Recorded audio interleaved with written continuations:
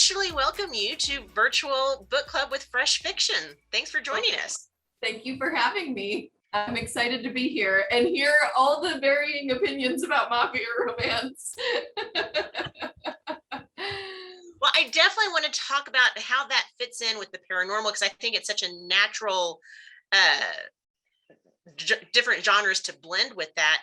But let's start off really easy, okay? Tell us a little bit about yourself and how did you get started writing? Yeah, so as we said, my name's Kait Ballenger. I write paranormal romance with darker anti-heroes and bad boys. They're usually redeemed by the end of the story, not so much in The Vampire's Hunter, but I think he has some redeemable qualities. But I write very sexy alpha heroes, lots of kick-ass heroines, and sort of strong independent women. Dani's on the softer side of my heroines as far as books go. But so I got started writing when I was in college. So I just was an English major at the time, and I really enjoyed reading and have always been a voracious reader. I just kind of was bored and started pinning my own stories. Like I had already written some short stories and like when I was young, even younger than that. So writing had always been kind of a cursory interest, but I was really in my first semester of college and just like needed something to do, like, and so I decided I was going to write a book, and so I wrote a YA paranormal romance at that time that will never see the light of day, and and I just kind of kept going from there, writing different things, but there was never any question about whether I was going to write another genre because I loved paranormal, and even that first story had that element there. So I don't see myself writing outside of that genre. And once I got into adult paranormal romance, that was like where things really stuck, and my writing career kind of took off from there. Okay, so I come from an engineering background. So English major, completely different world for me, okay? Yeah. But with that, I am assuming that's a lot of Shakespeare's classics, yes. Things, literature, right? Yes, very snooty kind of literature. Yes, right. So was writing the paranormal an escape from that, or was that just the area that you were naturally drawn to because you read in that genre? What was kind of that dynamic? So that was just where I had always read. So, my mom and my elder female cousins and my aunts were all romance readers, and so I had gotten started reading romance very young. I honestly remember reading and the parents in the room like are gonna cringe, right? Because like I can't imagine letting my children do this now, but like I remember reading Laurel K. Hamilton when I was like 13, 14, right? Like, and so she was writing very, very spicy paranormal urban fantasy stories. And that was some of my favorite books when I was a teenager. And then, I was also a teen at the time when Twilight became a huge boom. And so like there was a lot of paranormal romance like on the cursory, right? And so like it was just something that I had always read and enjoyed. And I like analyzing the sorts of like high literature and stuff, but it's not as much of a like I enjoy reading it experience as I do genre fiction. So I was more in that degree for the writing element. I liked writing essays. I liked, analyzing the different themes in a work. And I like doing that with genre fiction too, but like I had to kind of school some of my my peers and professors on why genre fiction should be valuable to them. I would totally back you up on that. I mean, again, the whole point of a lot of the reading, right, is that you want to do that for enjoyment. Exactly. And I always think that it's worth pointing out, and I can say this now because for my day job, I am a professor, right? So like, so I get to tell my own students this now, but the thing is that the literature we're reading now was the popular fiction of its time. And so I don't understand the sort of uppityness about thinking that there's some kind of literary fiction or literary quality that is somehow superior to what we're doing in genre fiction and romance and mystery, you know, and thrillers, whatever you enjoy reading. You know, what writers are doing now is going to be what people are going to be studying later, as far as I'm concerned. And also with this new series, I mean, and you said you write spicy stories with kick-ass heroines on this, and I mean that's a trend through all of your books. But with this new Rogue Brotherhood, again, it's that merging of the paranormal and the mafia, the darker elements. I think more so even really than your Seven Range Shifter series. Is that also something in pulling those two genres that, again, kind of going back to the hoity-toity in some elements that people, even within these, in the romance community, sometimes look down on. And even though we don't judge, there's an element of, oh no, that's the dark romance, where no, that's maybe a bridge too far. Yeah, I think that, so I think I've always had an inclination from the start of my publishing career to write toward like darker bad boy, like anti-heroes that I end up redeeming in the end. And so I think that now that dark romance has really become kind of this force in the subgenre, I'm like, oh, I can sort of gravitate in that direction in a way that I wasn't able to do previously, because I think those were always the sorts of stories that I was kind of hoping to tell. Is like, you know, I like the sort of hero, like we were saying prior to the interview, who will burn down the world for her and do anything to protect her, right? He doesn't have to be a good guy to me. Like, as long as he's good to her, then we're cool. So I like those sorts of stories that play with morality, and I think that redemption has always been a strong theme in all my books. All my heroes are alpha males who feel that either some part of them is broken or they've made some, like, you know, severe mistake in the past that they're trying to overcome that sort of internal guilt and find redemption through their love with the heroine. And so that's always been a theme in all my books. And I feel like now that I'm going down that route, at least briefly with the Vampires Hunter, with the mafia elements, it just kind of naturally marries to that. I will say that the Rogue Brotherhood as a full series does not contain a whole ton of like mafia elements. They're more like supernatural policemen, if you think like Sam and Dean from the TV show Supernatural, but like with some like more power behind them, more institution, I guess. So that's more the premise of that full series, but the novella itself just kind of went off on a mafia tangent, which I had a lot of fun with. I think it was, I wanted a project at that point that I was just going to enjoy working on, and like that was going to be a lot of fun for me because it was just for a novella. And I was like, I'm really digging the mafia romance right now, so I'm going to write one. So that was how that happened. And I will probably write others in the future at some point. Well, again, I think it's such a natural fit with elements of the paranormal. Yes. And for me, even moving into that, even though growing up watching The Godfather and Wise Guy, loved Vinny in that, you know, where it's like that pack mentality, I think contributes to the mafia family elements there too. But I'm really intrigued with the other aspects of the overall series for the Rogue Brotherhood, in that where your Seven Range was, they were all wolves. Yes. But reading the previews for all these other books, you're hitting like pretty much every different element there. I mean, you've got the vampires, you've got witches, demons, wolves, and then just some other, I'll just say shadowy. It's kind of, what all else is out there? I mean, so was that a goal that you really wanted to delve into these other areas? So the Rogue Brotherhood sort of has an interesting publishing history, because so this series actually was released with Harlequin a number of years ago, and it was called The Execution Underground.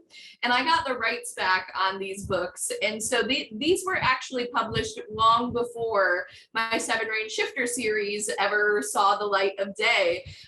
But the sales were low enough on that series with Harlequin that the rights came back to me. And really, we won't get into how Harlequin bungled those books, but now I'm glad to have them back and be in control of them. And so they're re-releasing, and readers are honestly finding them for the first time, is why I feel like so many readers are like, oh, this is a new series. And it's like, to me, it feels very old, because it was actually my original series before the Seven Range Shifters, but it has been significantly updated since then, because I'm a different writer than I was when this series came out. And so I've gone in and kind of updated it in a way that I feel like better fits what I'm currently doing. There's new scenes, extended changes to these. So anybody who read the original series would want to reread. So when I wrote this series originally, yes, it was the goal to have a really wide spanning paranormal universe that could encompass lots of different types of creatures, because I feel like you said, a lot of the time the series will focus on werewolves or vampires, or maybe, if you're lucky, like some combination of the two. But I really wanted a world that encompassed a lot of different paranormal things.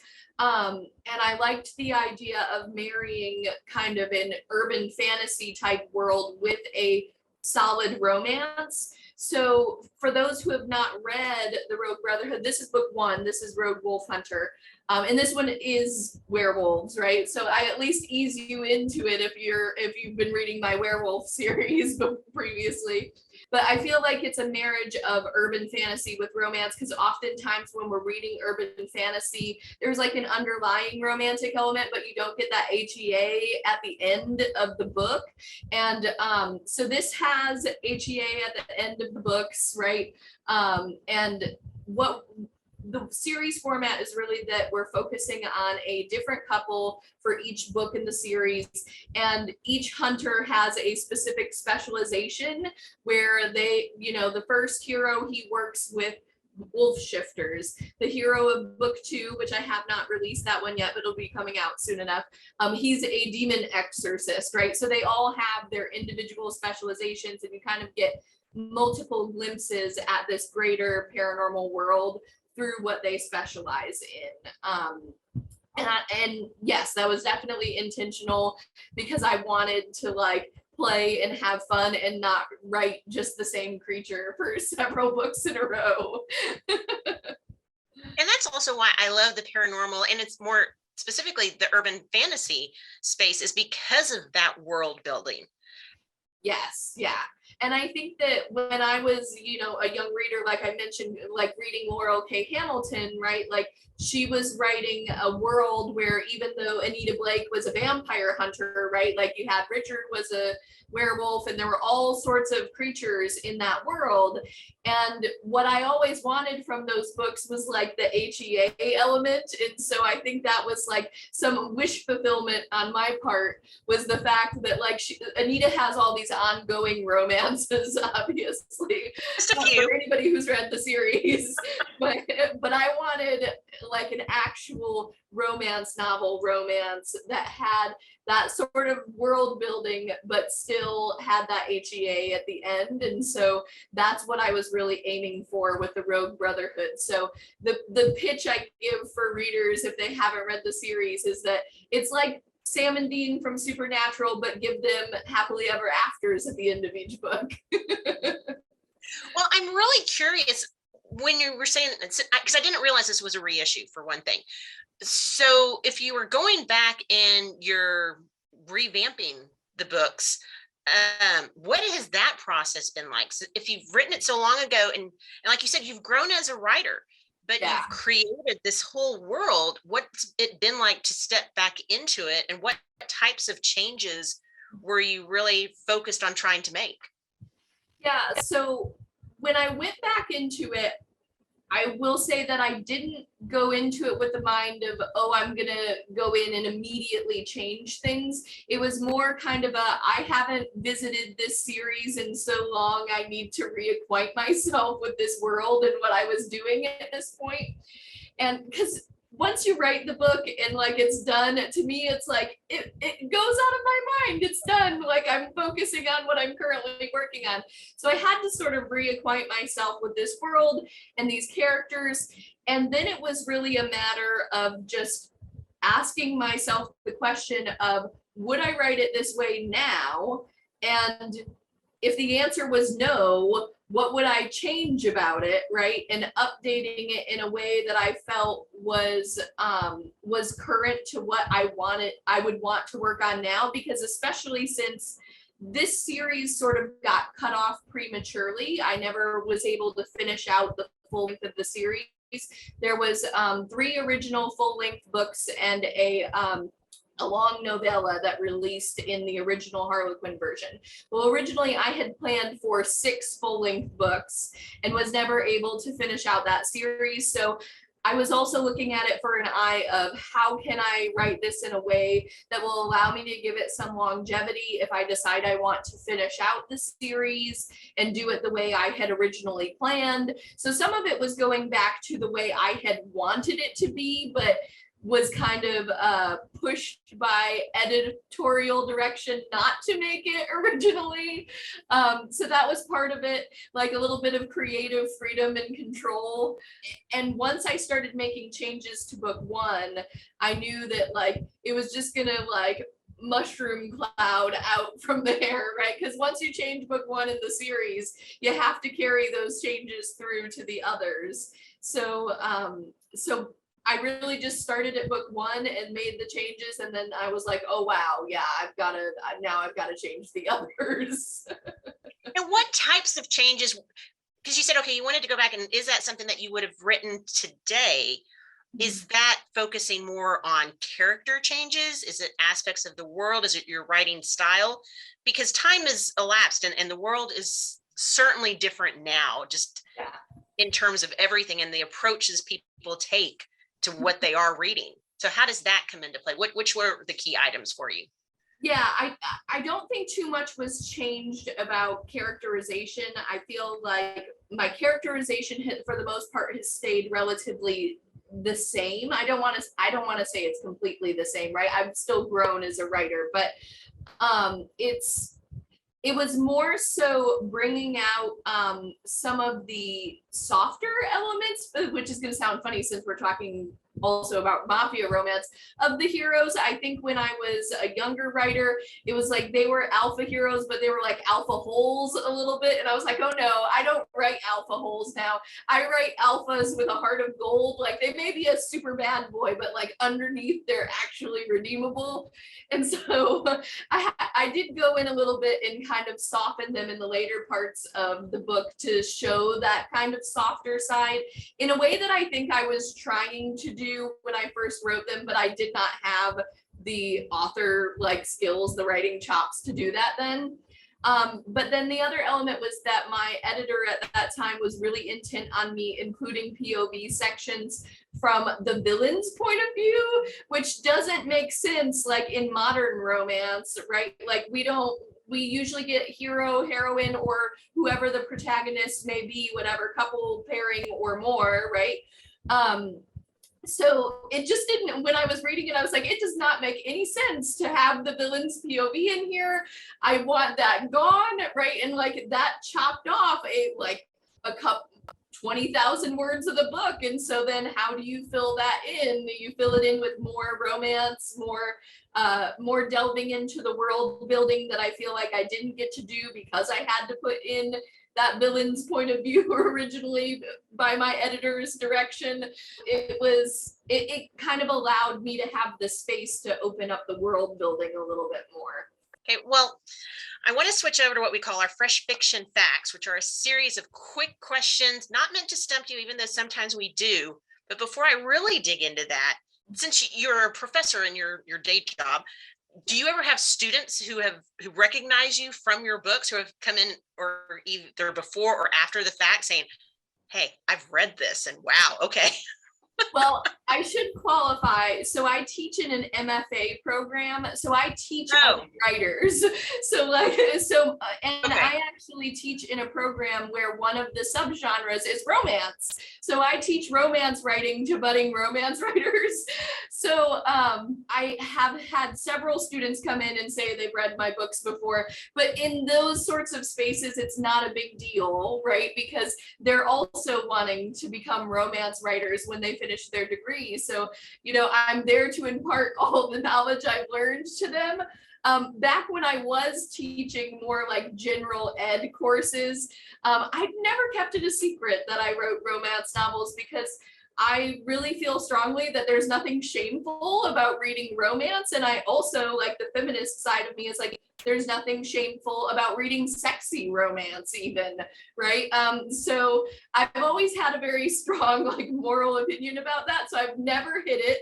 And my students, some of them were like, oh, that's funny, and then like move along, and others would like ask some questions trying to figure out like, but you're teaching me literature. We're in a course on Gothic literature. How does that compute? And I'm like, Gothic paranormal romance, like, well, they have a relationship, but all of them were pretty cool about it. I feel like my students are of a young, very accepting generation, so they just take it in stride.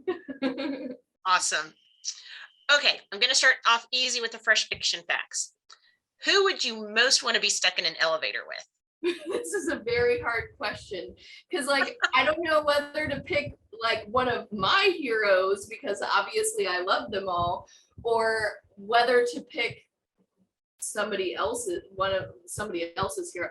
Okay, this is a really odd answer, but I'm just gonna go with it. One of my favorite all-time like romance heroes, so he's gonna come into real life in this question, is Derek Craven from Lisa Kleypas's Dreaming of You, and that would be a really interesting situation to be caught in an elevator with him. So I'm gonna go with that. I think you'll find lots of fans of that answer. Yes. Yeah. Yeah, that book has like a cult like following in the romance world, so it's like I have to choose that. Yeah, Derek Craven. That would definitely work. Okay. Where do you consider your ideal paradise? I'm a bit of a homebody, so most days I would say home. But vacation-wise, probably Hawaii. I've been to Hawaii, and there's specifically a beach there called Hapuna Beach, and it's just so beautiful. Would love to go back. What bad habit has followed you since college? What bad habit hasn't followed me since college is a better question. Number one, and this has followed me all my life as a neurodivergent person, procrastination. I am a procrastinator. So relate. Yes. Yeah. Without a doubt. What is something that you own a ridiculous amount of? Scarves, which makes no sense because I live in Florida. I grew up in Michigan, but I love them. Like, they're just so pretty and colorful, and they add so much flair to your outfit. So I have a billion scarves that I break out like one every day when it gets slightly cold here. And are you a fan of like the rectangular scarves or the big square scarves? Because I've got them all, right? I've got a mix of both. I've got like different kinds. I've even got a couple of the like infinity scarves. I've got all sorts of them. Those are the videos I always tag. It's like, oh, here's a new way to design how you're going to wear a scarf. I hadn't thought of that yet. Okay. Okay, you've been kidnapped. But 2 hours later, you're returned because you can't stop talking about what? Probably books. That's the easy answer. Like, that's why I'm a writer. That's all I want to talk about. Fair. What road trip snack do you always grab from the gas station? Oh, if I'm on a road trip, I want something like really junky, and I'm just gonna have like Reese's peanut butter cups or like Twizzlers or something. Oh, yes. Okay, so gas station obviously is like the Reese's cups. Yes. But is that one of your go-to candies? And is it always the Reese's cup, or are you a bigger fan of like the Reese's peanut butter eggs or Christmas trees? Oh, the Reese's eggs ratio, are right? the epitome. Yeah, the Reese's eggs are the best. Like, you can't get better candy than that. This has often been a debate in some of our book club sections. So yes. Yeah. Like, it just has that slight amount more of the peanut butter filling that makes it top notch. And room temperature or refrigerated? Oh, room temperature. Okay. Yeah. But I'd eat it either way. I'm not. Oh, of course. Right. Yes. What is the most terrible movie that you legitimately enjoy? Oh, that's a very difficult question. Terrible movie. Okay, it's like, so a lot. I don't think it's a terrible movie. I'll put it that. But the critics hated it. I loved the old Constantine movie, like the superhero Constantine. Yes. I friggin' loved that movie, but like critics hated it. A lot of the fans hated it, but I'm like, I thought it was great. It's still Keanu Reeves. Yeah, exactly. Right? Like I still love that movie. I think it was great paranormal film. And so when that movie first came out, I knew it was based off a cartoon or a comic, but I didn't know all the other tie-ins. So I'm loving since then all these other shows that have brought in that character. Exactly. Yeah. I was dragged to that movie by my at that time boyfriend, and I was like, this is gonna be stupid. I don't want to see this. And then I like loved it, and he hated it, right? Because he knew all the history of whatever. I was like, no, it was great. Like Like I said, it's rare that I come across a bad Keanu Reeves movie. It's that's just true. Yeah, I like Keanu a lot. right. Like, come on. It's like, yeah, just a good guy. Yes. How do you unwind after a good or a bad writing day? I mean, so my cocoon area of like ultimate relaxation is like snuggled in my bed with my book. I've got a candle lit, like an aurora light going over my head, so it's all pretty in my bedroom, and like that's the perfect place to be. What is your most dog-eared or reread book? Oh gosh. I'm not much of a rereader these days because I just have such a huge TBR pile, but I've definitely read Harry Potter more than any other like series, because that was the book that got me interested in reading when I was a young child. So I had to have read it at least like 9 times. So of that, because you're of that generation then, which do you think was the bigger influence for you, or that you resonate more to? Was it Harry Potter or was it Twilight? Because I'm not even going to mention Laurel K. Hamilton in those comparisons. Yeah. But Twilight or Harry Potter, right? I think it was probably actually Harry Potter, because I enjoyed the Twilight series. I loved it a lot, but I was already interested in reading paranormal books by the time I picked up Twilight. So I went into about 4th grade considered what they call like a non-reader, right? Like I didn't enjoy books when I was younger. I really struggled with reading. It was not an area that I was strong in school. And then it wasn't until I picked up that book series that I sort of fell in love with that book that reading skills just shot off, and then I learned to love reading after that. So I wouldn't be a reader, and I definitely wouldn't be a writer if it hadn't been for that series. And that's the thing I love about the Harry Potter series, the Twilight series, the 50 Shades of Grey series, I mean, Yes. those Yeah. were such entry points for so many people who previously never considered themselves to be readers. And now they're just Exactly. voracious. Mhm. Yeah, and I think, you know, that's one of the best things we can say for all three of those series, right? Is that they got so many people reading, and like they're like, no matter whether you like or dislike the series, like there is some magic in that. Mhm. Okay, the most important question. Well, actually, the second to most important question. Okay, what can we expect next? Oh gosh. Okay. So readers who are on my newsletter have some idea to this answer. So I have been working on a project that I'm not going to share the official title yet, but I'm just calling it the Lucifer book. Okay. So the hero is the literal devil. It is a dark romance, and it's basically a world where Lucifer and the demons who make up the seven deadly sins are now billionaire celebrities, and they're living here on Earth, and the heroine is his intern. So I won't go too far into it, but that's what I'm working on currently, and that will probably be my next release because I'm almost finished with it. I don't know when it will release. I don't have an exact date yet, but that's going to be a new series that I'm working on, and I'm very, very excited about it. And so that one will most likely be the next one out. I am definitely intrigued and will be on the lookout for that. Yes. Thank you. With that, I mean, you talked about your newsletter. So what is the best way for our readers to stay up with what you're working on and keep in touch with you about future releases? Yeah, so that's definitely signing up for my newsletter, which if you're new to signing up, you get a free short story from my 7-Range Shifter series. And I do lots of freebies on my newsletter frequently. So that's like a plus if you sign up for my newsletter. That's my most regular area. I'm always twice a month. I send out my newsletter, no more frequently than that, unless there's a new book out. So I won't spam your inbox, I promise.